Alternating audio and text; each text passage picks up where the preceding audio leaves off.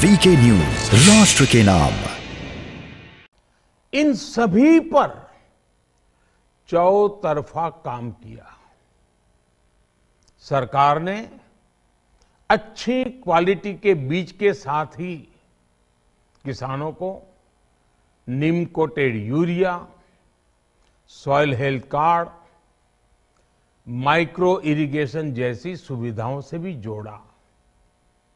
हमने 22 crore soil health card किसानों को दिए और इस वैज्ञानिक अभियान के कारण एग्रीकल्चर प्रोडक्शन भी बढ़ा। साथियों, हमने फसल बीमा योजना को अधिक प्रभावी बनाया।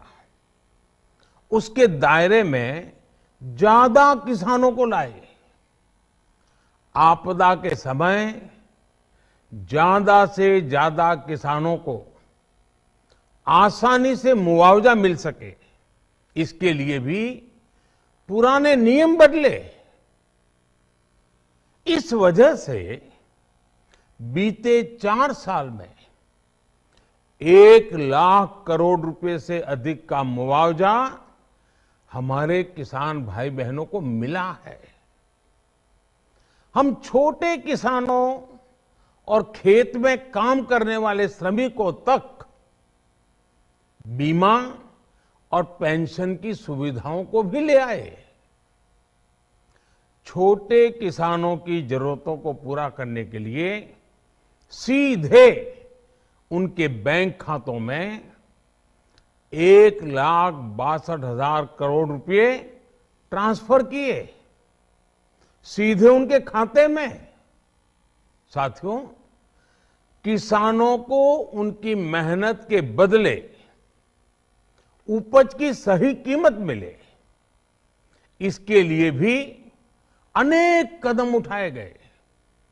देश ने अपने रूरल मार्केट इंफ्रास्ट्रक्चर को मजबूत किया। हमने एमएसपी तो बढ़ाई ही, साथ ही साथ रिकॉर्ड सरकारी खरीद केंद्र भी बनाए। हमारी सरकार द्वारा की गई उपज की खरीद ने पिछले कई दशकों के रिकॉर्ड तोड़ दिए हैं।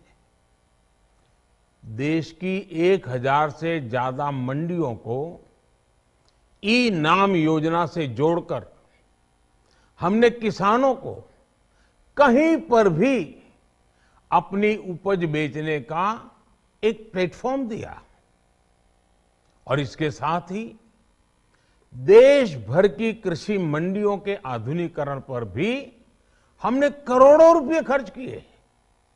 साथियों, आज केंद्र सरकार का कृषि बजट पहले के मुकाबले 5 गुना बढ़ गया है।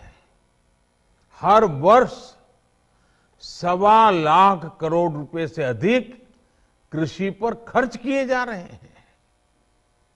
1 लाख करोड़ रुपए के एग्रीकल्चर इंफ्रास्ट्रक्चर फंड के माध्यम से गांव और खेत के नजदीक भंडारण, इसकी व्यवस्था, कृषि उपकरण जैसी अनेक सुविधाओं का विस्तार, ये सारी बातें तेजी से हो रही है। छोटे किसानों की ताकत बढ़ाने के लिए 10,000 एफपीओ किसान उत्पादक संगठन बनाने का अभियान भी जारी है। इस पर भी करीब 7,000 करोड़ रुपए खर्च किए जा रहे हैं। माइक्रो इरिगेशन फंड के आवंटन को भी 2 गुना करके 10,000 करोड़ रुपए कर दिया गया है। हमने क्रॉप लोन भी 2 गुना कर दिया, तो इस वर्ष 16 लाख करोड़ रुपए हो जाएगा। अब पशुपालकों को मछली पालन से जुड़े हमारे किसानों को भी किसान क्रेडिट कार्ड का लाभ मिलना शुरू हो गया है। यानी हमारी सरकार किसानों के हित में हर संभव कदम उठा रही हैं, लगातार एक के बाद एक नए कदम उठाती जा रही हैं। किसानों की आर्थिक स्थिति सुधरे, उनकी सामाजिक स्थिति मजबूत हो, इसके लिए पूरी ईमानदारी से काम कर रही है। साथियों, किसानों की स्थिति को सुधारने की इसी महाअभियान में देश में 3 कृषि कानून लाए गए थे। मकसद ये था कि देश के किसानों को, खासकर छोटे किसानों को और ताकत मिले, उन्हें अपनी उपज की सही कीमत और उपज बेचने के लिए ज्यादा से ज्यादा विकल्प मिले। बरसों से ये मांग देश के किसान, देश के कृषि विशेषज्ञ, देश के कृषि अर्थशास्त्री, देश के किसान संगठन लगातार कर रहे थे। पहले भी कई सरकारों ने इस पर मंथन भी किया था। इस बार भी संसद में चर्चा हुई, मंथन हुआ और ये कानून लाए गए। देश के कोने कोने में कोटि कोटि किसानों ने, अनेक किसान संगठनों ने इसका स्वागत किया, समर्थन किया। मैं आज उन सभी का बहुत बहुत आभारी हूं, धन्यवाद करना चाहता हूं। साथियों, हमारी सरकार किसानों के कल्याण के लिए, खासकर छोटे किसानों के कल्याण के लिए, देश के कृषि जगत के हित में, देश के हित में, गांव गरीब के उज्जवल भविष्य के लिए पूरी सत्यनिष्ठा से, किसानों के प्रति पूर्ण समर्पण भाव से, नेक नियत से ये कानून लेकर आई थी। लेकिन इतनी पवित्र बात, पूर्ण रूप से शुद्ध किसानों के हित की बात, हम अपने प्रयासों के बावजूद कुछ किसानों को समझा नहीं पाए। भले ही किसानों का एक वर्ग ही विरोध कर रहा था, लेकिन फिर भी ये हमारे लिए महत्वपूर्ण था। कृषि अर्थशास्त्रियों ने, वैज्ञानिकों ने, प्रगतिशील किसानों ने भी उन्हें कृषि कानूनों के महत्व को समझाने का भरपूर प्रयास भी किया। हम पूरी विनम्रता से, खुले मन से उन्हें समझाते रहे। अनेक माध्यमों से व्यक्तिगत और सामूहिक बातचीत भी लगातार होती रही। हमने किसानों की बातों को, उनके तर्क को समझने में भी कोई कोर कसर बाकी नहीं छोड़ी। कानून के जिन प्रावधानों पर उन्हें ऐतराज था, सरकार उन्हें बदलने के लिए भी तैयार हो गई। 2 साल तक हमने इन कानूनों को सस्पेंड करने का भी प्रस्ताव दिया। इसी दौरान ये विषय माननीय सर्वोच्च न्यायालय के पास भी चला गया। ये सारी बातें देश के सामने है, इसलिए मैं इनके अधिक विस्तार में नहीं जाऊंगा।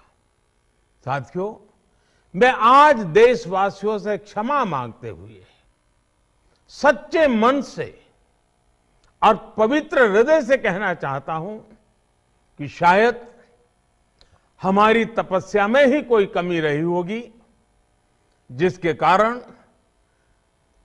दिए के प्रकाश जैसा सत्य कुछ किसान भाइयों को हम समझा नहीं पाए।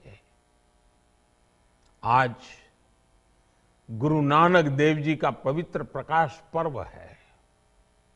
ये समय किसी को भी दोष देने का नहीं है। आज मैं आपको, पूरे देश को ये बताने आया हूं कि हमने 3 कृषि कानूनों को वापस लेने का, रिपील करने का निर्णय लिया है। इस महीने के अंत में शुरू होने जा रहे संसद सत्र में, इसी महीने में, हम 3 कृषि कानूनों को रिपील करने की संवैधानिक प्रक्रिया को पूरा कर देंगे। साथियों, मैं आज अपने सभी आंदोलनरत किसान साथियों से आग्रह कर रहा हूं, आज गुरु पर्व का पवित्र दिन है। अब आप अपने अपने घर लौटे, अपने खेत में लौटे, अपने परिवार के बीच लौटे। आइए एक नई शुरुआत करते हैं, नए सिरे से आगे बढ़ते हैं। साथियों, आज ही सरकार ने कृषि क्षेत्र से जुड़ा एक और अहम फैसला लिया है। जीरो बजट खेती यानी प्राकृतिक खेती को बढ़ावा देने के लिए, देश की बदलती आवश्यकताओं को ध्यान में रखकर क्रॉप पैटर्न को वैज्ञानिक तरीके से बदलने के लिए एमएसपी को और अधिक प्रभावी और पारदर्शी बनाने के लिए, ऐसे सभी विषयों पर भविष्य को ध्यान में रखते हुए निर्णय लेने के लिए एक कमेटी का गठन किया जाएगा। इस कमेटी में केंद्र सरकार, राज्य सरकारों के प्रतिनिधि होंगे, किसान होंगे, कृषि वैज्ञानिक होंगे, कृषि अर्थशास्त्री होंगे। साथियों, हमारी सरकार किसानों के हित में काम करती रही है और आगे भी करती रहेगी। मैं गुरु गोविंद सिंह जी की भावना में अपनी बात समाप्त करूंगा। देहि शिवावर मोहे इहे, शुभ कर्मन ते कबहू न टरो। हे देवी, मुझे ये वर दीजिए कि मैं शुभ कर्म करने से कभी पीछे ना हटूं। जो किया किसानों के लिए किया, जो कर रहा हूं देश के लिए कर रहा हूं। आप सभी के आशीर्वाद से मैंने मेहनत में पहले भी कोई कमी नहीं की थी। आज मैं आपको विश्वास दिलाता हूं कि अब और ज्यादा मेहनत करूंगा ताकि आपके सपने साकार हो सके, देश के सपने साकार हो सके। आपका बहुत बहुत धन्यवाद। नमस्कार। ये है ड्रीम मीडिया नेटवर्क और आप देख रहे हैं देश का पहला 24/7 digital news channel VK news, राष्ट्र के नाम।